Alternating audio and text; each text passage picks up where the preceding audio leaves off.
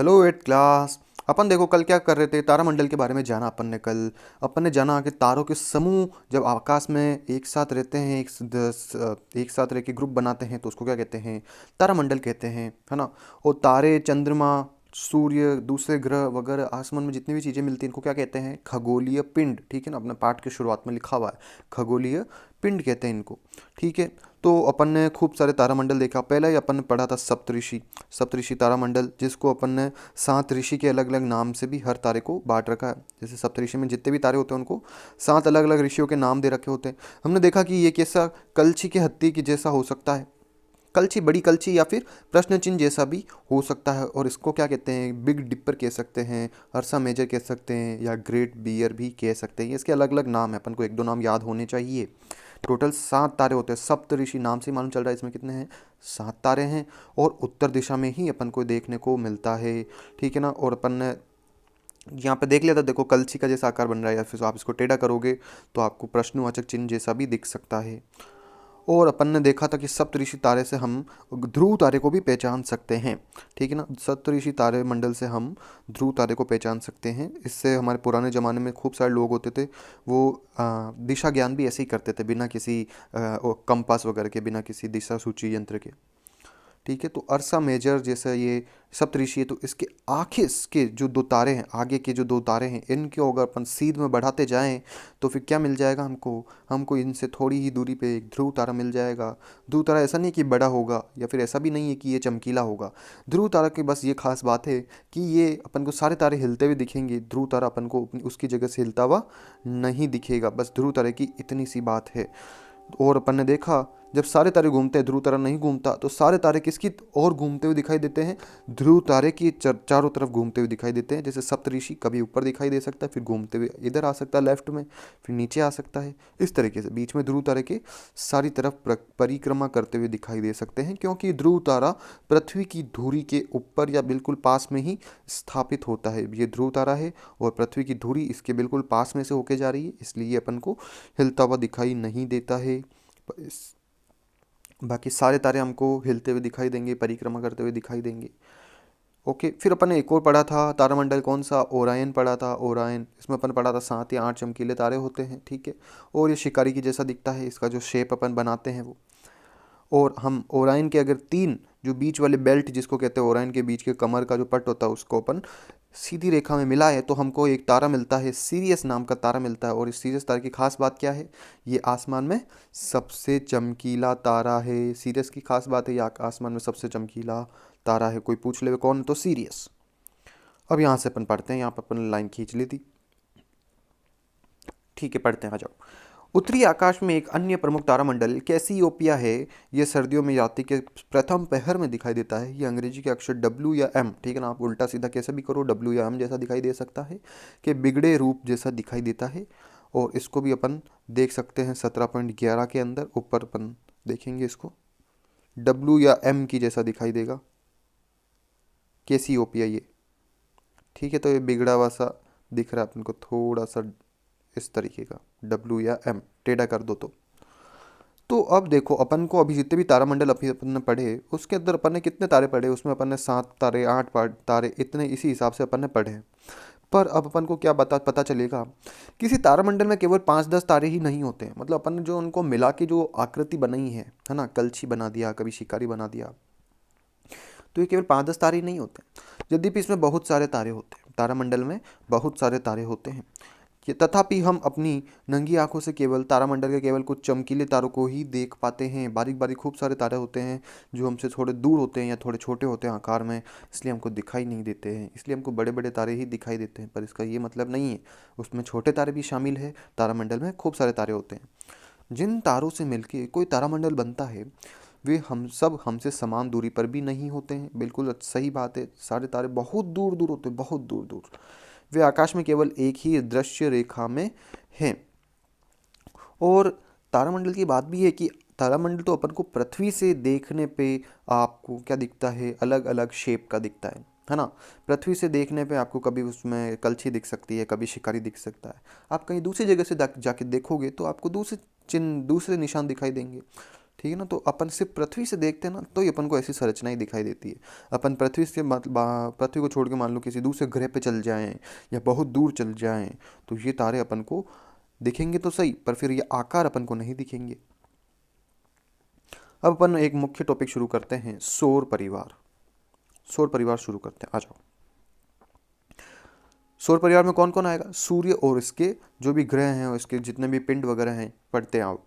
सौर परिवार तथा इसकी परिक्रमा करने वाले खगोलीय पिंडों से मिलकर सौर परिवार बना है। आपके पास किताब है अभी, तो अंडरलाइन करो उसको हाथों हाथ। सौर परिवार में सूरज तो आता ही है और इसके खगोलीय पिंड भी आते हैं बच्चों। इस परिवार में बहुत से पिंड हैं, जैसे कि अंडरलाइन कर लो ये भी किताब में। ग्रह आते हैं, धूमकेतु आते हैं, अपन जानेंगे धूमकेतु क्या होता है। क्षुद्र ग्रह मतलब कि छोटे छोटे ग्रह, और उल्काएं। उल्काएं भी अपन पढ़ना अभी बता देंगे आपको क्या होता है। सूर्य तथा इन पिंडों के बीच गुरुत्वाकर्षण बल के कारण ये पिंड सूर्य की परिक्रमा करते रहते हैं। कि ये सौर परिवार में क्यों है? क्योंकि सूर्य इनके ऊपर बल लगाता है। बचपन से अपन ने पढ़ा है, कौन सा बल? गुरुत्वाकर्षण बल। ठीक है ना। गुरुत्वाकर्षण बल क्या होता है? खींचता है या धक्का देता है? खींचता है। सभी पिंडों को, सभी चीज़ों को आपस में खींचता है कौन? गुरुत्वाकर्षण बल। हर चीज़ गुरुत्वाकर्षण बल लगाती है, अपन भी लगाते हैं। कोई चट्टान भी है वो भी लगाती है। आप किसी भी वस्तु को देख सकते हैं, वो क्या लगाती है? गुरुत्वाकर्षण बल। तो सूरज भी गुरुत्वाकर्षण बल लगाता है। और सूरज इतना बड़ा है, बहुत बड़ा है सूरज, तो उसका गुरुत्वाकर्षण बल भी क्या होगा? ज़्यादा होगा। इसका गुरुत्वाकर्षण बल भी ज़्यादा होगा, तो बहुत दूर दूर तक छोटी छोटी जितनी भी चीज़ें हैं उनको क्या करता है? उनको अपने पास खींचता है, उनको अपने में बांधे रखता है, उनको जाने नहीं देता, और वो उसके सूरज के चारों ओर परिक्रमा करती रहती है। तो अपन ने पढ़ लिया ग्रह। ग्रह अपन अभी और पढ़ने वाले हैं, ठीक है ना। ग्रह अपन 8 ग्रह पढ़ेंगे अभी। धूमकेतु। धूमकेतु जिसको इंग्लिश में कहते हैं कमेट। क्या कहते हैं? कमेट। तो ये क्या होते हैं? ये बड़े ही, इनको पुच्छल तारा भी कहते हैं। पुच्छल तारा मतलब कि ये जब तारे नहीं होते हैं पर ये पृथ्वी के आसपास आते हुए दिखाई देते हैं अपन को, तो ऐसा लगता है कि पूंछ वाला तारा है। ठीक है ना। इसको भी पढ़ेंगे अपन। क्षुद्र ग्रह मन बता दिया आपको, छोटे छोटे ग्रह होते हैं। इनको ग्रह हो तो बड़े होते हैं और क्षुद्र ग्रह छोटे होते हैं। और उल्काएं। उल्काएं कुछ नहीं होती, चट्टान के टुकड़े होते हैं। क्या होते हैं? चट्टान के टुकड़े जो कि अंतरिक्ष में घूम रहे होते हैं। अंतरिक्ष में घूमने वाले चट्टान के टुकड़ों को क्या कहते हैं? उल्का। ये कभी कभी पृथ्वी पे भी गिर जाते हैं। अंतरिक्ष में घूमते घूमते कभी कभी पृथ्वी में गिर जाते हैं, तो अपन कहते हैं उल्का वृष्टि हो गई। पढ़ते हैं आओ। जैसा आप जानते ही हैं, पृथ्वी भी सूर्य की परिक्रमा करती है, बिल्कुल चारों तरफ घूमती है, तभी तो एक साल पूरा होता है। एक साल में कितनी परिक्रमा करती है? एक बार करती है। यह सौर परिवार की एक सदस्य है और हमारी पृथ्वी भी एक ग्रह है। इसके अतिरिक्त 7 अन्य ग्रह है जो सूर्य की परिक्रमा करते रहते हैं। तो टोटल कितने हो गए? 8 हो गए।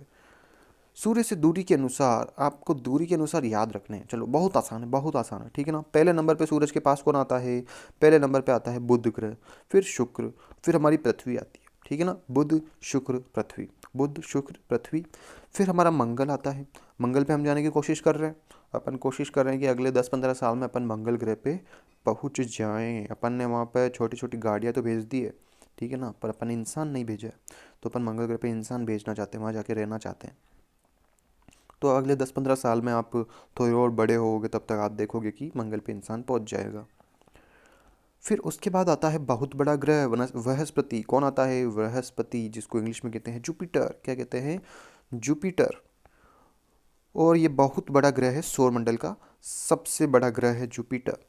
फिर आता है शनि। शनि का तो अपन देख के पहचान सकते हैं। शनि बीच में ऐसा होता है, उसके चारों तरफ एक छल्ला होता नहीं होता है? शनि के चारों तरफ एक छल्ला होता है। तो शनि ग्रह तो आप दूर से देख के ही पहचान सकते हो, भीड़ में आपको अलग से दिख जाएगा शनि। फिर आता है यूरेनस और नेपच्यून। यूरेनस और नेपच्यून, तो वापस पढ़ो। बुध शुक्र पृथ्वी मंगल बृहस्पति शनि। ठीक है ना। बुध शुक्र पृथ्वी मंगल बृहस्पति शनि, यूरेनस नेपच्यून। ये आप 2 बार बोलो, 3 बार बोलो, आपको याद हो जाएगा। ठीक है। बुध शुक्र पृथ्वी मंगल बृहस्पति शनि यूरेनस नेपच्यून। इसी इसी हिसाब से ये सबसे दूर दूर होते हैं। बुध सबसे पहला है, मतलब सूरज के सबसे पास बुध होगा, और नेपच्यून सबसे आखिर में आया, मतलब सूरज से सबसे दूर कौन सा ग्रह है? नेपच्यून ग्रह सबसे दूर है। पृथ्वी कौन से नंबर पे आता है? तो पृथ्वी भैया तीसरे नंबर पे आता है। आगे चलते हैं। वाह कितना अच्छा डायग्राम दे रखा है यहाँ पे, चलो इसको देखते हैं। बीचों बीच में सूर्य है। फिर उसके जस्ट बाद में कौन सा ग्रह आता है? बुध ग्रह आता है। फिर उससे थोड़ा सा दूर कौन है? शुक्र ग्रह। और ये गोल गोल क्या है? ये गोल गोल इनके परिक्रमा करने के चक्र हैं। इन चक्रों में ये परिक्रमा करते हैं, इनको बोलते हैं कक्षाएं। क्या कहते हैं?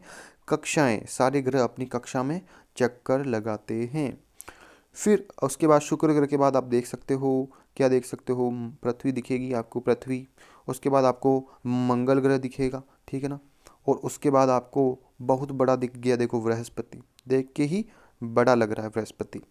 तो मंगल और बृहस्पति के बीच में आपको देखो थोड़ा थोड़ा सा ये भी दिख रहा है, ठीक है ना। ये क्या है? ये खूब सारी चट्टानें हैं, ठीक है ना। कचरा आप इसको कह सकते हो, अंतरिक्ष का कचरा है। अंतरिक्ष में खूब सारी चट्टानें हैं और ये मंगल और बृहस्पति के बीच में मिलती है, ठीक है। मतलब खूब सारी चट्टानें बिखरी हुई है मंगल और बृहस्पति के बीच में, खूब सारी छोटी छोटी चट्टानें। फिर आया है शनि। बिल्कुल देख के ही पहचान में आ जाता है शनि। और बृहस्पति के बाद शनि, शनि के बाद यूरेनस, और यूरेनस के बाद में ये इधर आया नेपच्यून, ठीक है। अब देखो इन सब की खास बात क्या है कि एक ही दिशा में चक्कर लगाते हैं, ठीक है ना। ये सारे के सारे एक ही दिशा में चक्कर लगा रहे हैं, आप यहाँ देख सकते हो सबके सबको। तो ये भी एक खास बात है, अपन ने नोटिस करी यहाँ से। और अपन ने नोटिस किया कि ये एक के बाद एक किस हिसाब से आते हैं। ओके, तो आगे चलते हैं। अब ये बूझो कह रहा है कि मैंने तो पढ़ा था कि सौर परिवार में 9 ग्रह है, ठीक है ना। तो इसने पुरानी बात पढ़ ली। पहले अपन कहते थे आज से 10-12 साल पहले कि सौर परिवार में कितने ग्रह हैं? 9 ग्रह हैं। पर बीच में बात बदल गई। सन 2006 तक सौर परिवार में 9 ग्रह थे। प्लूटो सौर परिवार का सूर्य से दूरतम ग्रह था। आज अपन नेपच्यून कहते हैं, आखिर में किसको कहते हैं? नेपच्यून। पर पहले एक ग्रह था प्लूटो। कौन सा ग्रह था? प्लूटो। तो प्लूटो को अपन मानते थे बहुत छोटा ग्रह था, अपन कहते थे कि ये सबसे दूर है।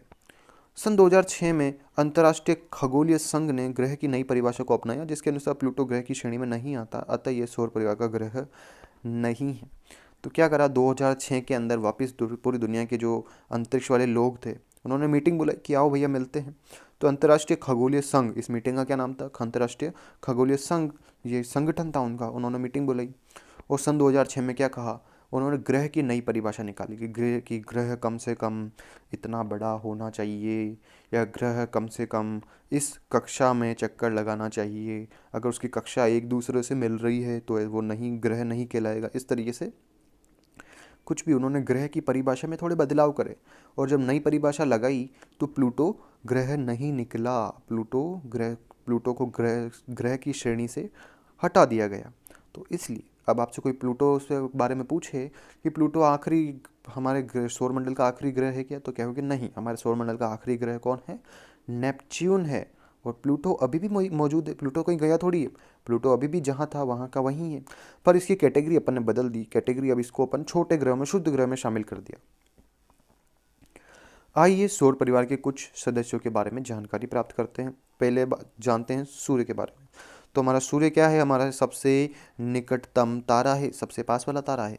यह निरंतर विशाल मात्रा में ऊष्मा तथा प्रकाश उत्सर्जित करता है। प्रकाश तो अपन जानते हैं, प्रकाश उत्सर्जित करता है। ऊष्मा क्या होती है? ऊष्मा होती है गर्मी। क्या होती है? गर्मी या फिर ऊर्जा। गर्मी या फिर ऊर्जा, ऊर्जा भी उत्सर्जित करता है। आप सूरज की धूप में जाओ तो आपको गर्मी महसूस होती है, आपको एनर्जी फील होती है, तो वो क्या है? ऊर्जा है, ठीक है। तो गर्मी और ऊर्जा, ऊष्मा को ये कहते हैं।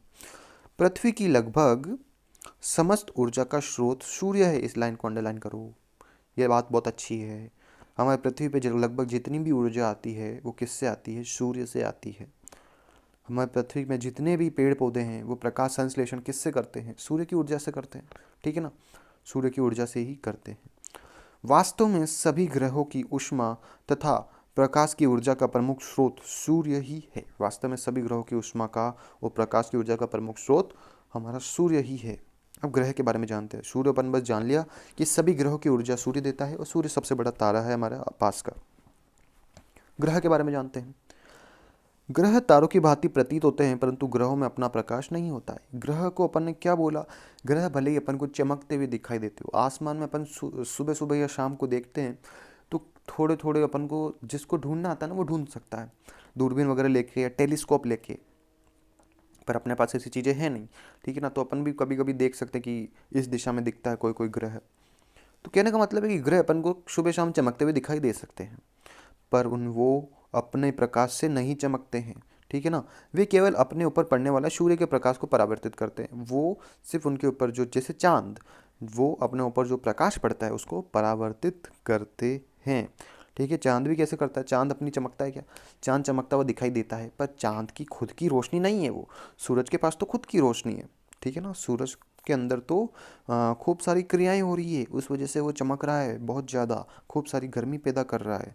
पर जो ग्रह है या चंद्रमा है, वो क्यों चमक रहे हैं, क्योंकि वो सिर्फ उनके ऊपर जो सूरज की लाइट आई है वो उसको वापस परावर्तित कर देते हैं। जैसे आईना, आईना खुद चमकता है क्या, आईना खुद नहीं चमकता है। कांच या आईना वो खुद नहीं चमकता है।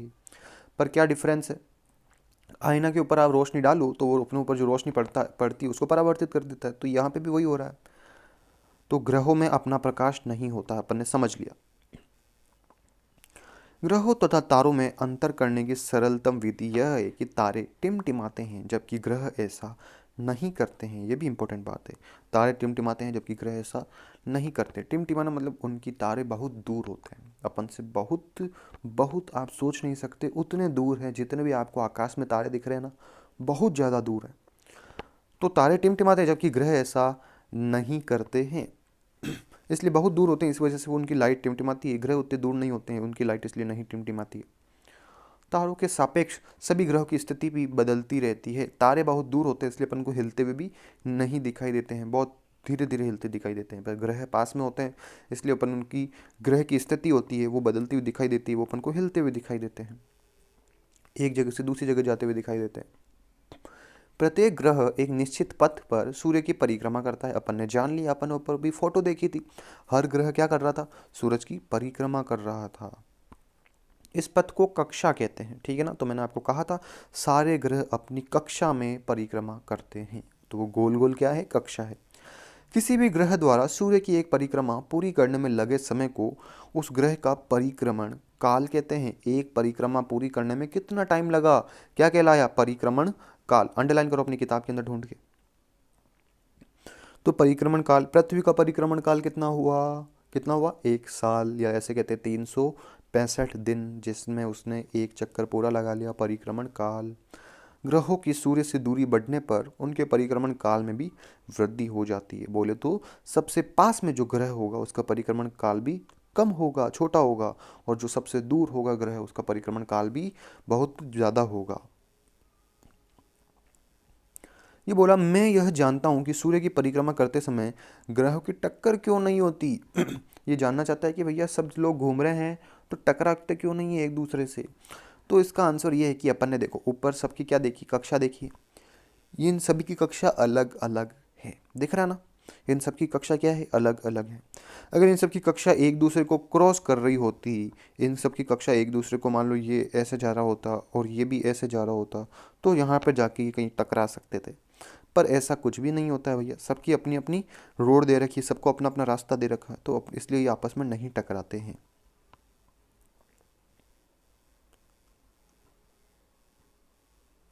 सूर्य की परिक्रमा करने के साथ साथ ग्रह लट्टू की भांति, आपने लट्टू घुमाया होगा, है ना, या किसी को घुमाते हुए देखा होगा, या अभी भी घुमाते होगा, किसी के घर में पड़ा होगा, जो लट्टू की भांति अपने अक्ष पर घूर्णन गति भी करते हैं। तो पहली गति तो अपन ने पढ़ लिया, कौन सी गति, परिक्रमा वाली करते हैं। बोले तो कि वो सब, जैसे बीच में सूर्य होता है तो उस बीच में मान लो सूर्य है, तो सब जने क्या कर रहे हैं, सूर्य के गोल गोल गोल गोल चक्कर लगा रहे हैं, और इस चक्कर लगाने वाले रास्ते को क्या कहते हैं, कक्षा, क्या कहते हैं, कक्षा। तो ये चक्कर तो लगा ही रहे हैं, पर अपनी जगह भी घूम रहे हैं, अपने अक्ष पर घूर्णन गति करते हैं। तो ये भी एक नई गति है, घूर्णन गति। किसी ग्रह द्वारा एक घूर्णन पूरा करने में लगने वाले समय को घूर्णन काल कहते हैं। घूर्णन मतलब घूमना, अपनी जगह पे घूमना। तो घूर्णन, परिक्रमा करने वाले समय को क्या कहा, परिक्रमण काल। घूर्णन करने में टाइम लगता है उसको क्या कहते हैं, घूर्णन काल, ठीक है। और अब यहाँ फोटो आ रही है उससे आप समझ जाओगे। देखो लट्टू जैसे अपनी जगह पे घूमता है, लट्टू जैसे अपनी जगह पे धुरी पे घूमता है, ठीक है। तो ये क्या कहलाता है, इसकी परिक्रमा। ये अपनी जगह पे क्या कर रहा है, परिक्रमा नहीं, क्या कर रहा है, घूर्णन कर रहा है, क्या करता है, घूर्णन। तो पृथ्वी अपनी जगह पे घूर्णन करती है भैया, पृथ्वी भी अपने जगह पे घूर्णन करती है, और उस वजह से हमारे यहाँ एक दिन आता है तो कभी रात आता है। इस पूरे को क्या कहते हैं, एक दिन, है ना, 24 घंटा। तो पृथ्वी अपनी जगह पे घूर्णन करने में कितना समय लगाती है, 24 घंटे लगाती है, 24 घंटे।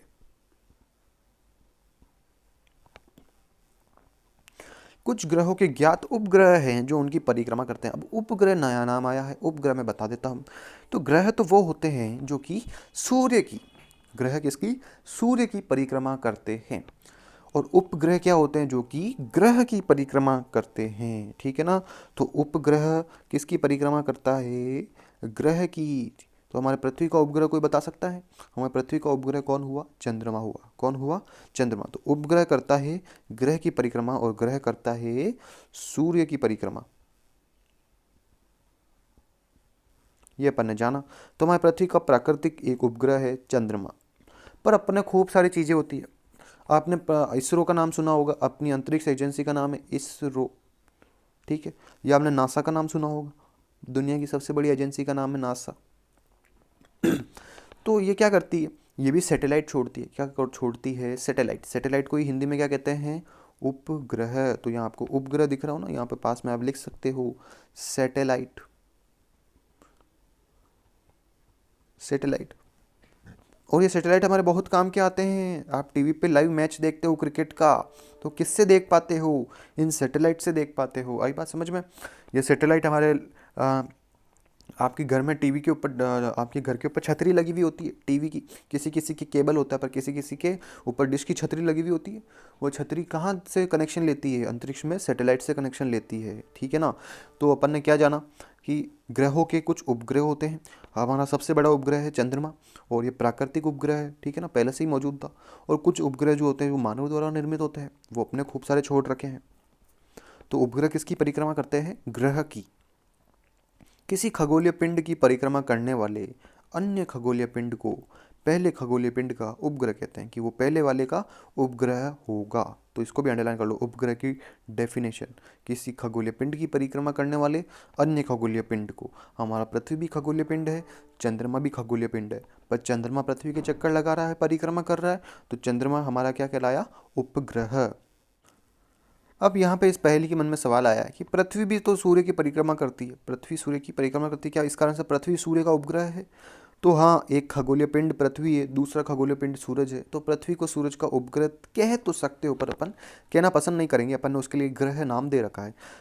तो इसमें भी देखो यही लिखा हुआ है, पृथ्वी को सूर्य का उपग्रह कहा जा सकता है, यद्यपि सामान्यतः हम इसे सूर्य का ग्रह कहते हैं। ग्रहों की परिक्रमा करने वाले पिंडों के लिए ही उपग्रह शब्द का उपयोग करते हैं। चंद्रमा पृथ्वी का उपग्रह है, तो अपन ने उपग्रह का क्या पढ़ा, ग्रहों की परिक्रमा करने वाले पिंडों के लिए ही उपग्रह शब्द का प्रयोग करते हैं। और अगर कोई तारों की परिक्रमा कर रहा है, जैसा कि हमारा सूर्य एक तारा है, सूर्य की परिक्रमा कर रहे हैं, तो उनको क्या कहेंगी, उनको कहेंगे ग्रह। और ग्रह की परिक्रमा करने वाले को उपग्रह, ठीक है। बहुत से मानव निर्मित उपग्रह पृथ्वी की परिक्रमा कर रहे हैं, इन्हें कृत्रिम उपग्रह कहते हैं। क्या कहते हैं, कृत्रिम उपग्रह, मतलब इंसान द्वारा बनाए गए उपग्रह हैं। ये इतने बड़े नहीं होते, छोटे छोटे होते हैं, और हमारे को काम आते हैं, ठीक है। तो अपन यहाँ से अपन आज के लिए इतना ही, अपन आगे यहाँ से कंटिन्यू करेंगे। चलो इसके सवाल ले लेते हैं आज थोड़े।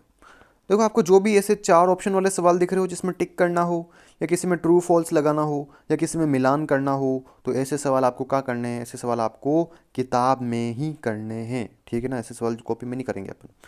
और तो आपको पहला सवाल करना है, पहला सवाल आप कर सकते हो, दूसरा सवाल भी आप कर सकते हो, ये कर लेना। तीसरा सवाल अपन ने चंद्रमा पढ़ा ही नहीं है अपने इस बार कोर्स में ही नहीं, इसलिए तीसरा सवाल कैंसिल हो गया। चौथा सवाल अपन थोड़े टाइम में और कर लेंगे, पहले थोड़ा अपन और अभी किताब पढ़ लें, फिर अपन चौथा सवाल भी कर लेंगे। पांचवा सवाल में भी थोड़ा और अपन किताब पढ़ेंगे, फिर करेंगे, ठीक है। छठा सवाल आप कर सकते हो, ठीक है। छठे सवाल में आंतरिक ग्रह बाह्य ग्रह अपन अगली कक्षा में पढ़ लेंगे, पर आप कर सकते हो। देखो, ये जितने भी सवाल है बच्चों, आप पहले खुद करने की कोशिश करें, बाद में पासबुक से मिलान कर लें कि आपने सही किया या नहीं किया है। डायरेक्ट पासबुक से ना करें या कहीं दूसरे से देख के ना करें, आपको आराम से आ जाएगा। बहुत आसान आसान सवाल है, आपको आ जाएगा। ठीक है, तो 8वां सवाल आप कर लेना, 9वां कर सकते हो, 10वां कर सकते हो, 11वां कर सकते हो, 12वां कर सकते हो। ठीक है, इतने ही देंगे आज। तो जितने भी टिक लगाए हैं 8, 9, 10, 11, 12, ये वाले सवाल आपको कॉपी में करने हैं। बाकी इससे ऊपर वाले सवाल आपको किताब में करने हैं। ओके बच्चों, बाय बाय।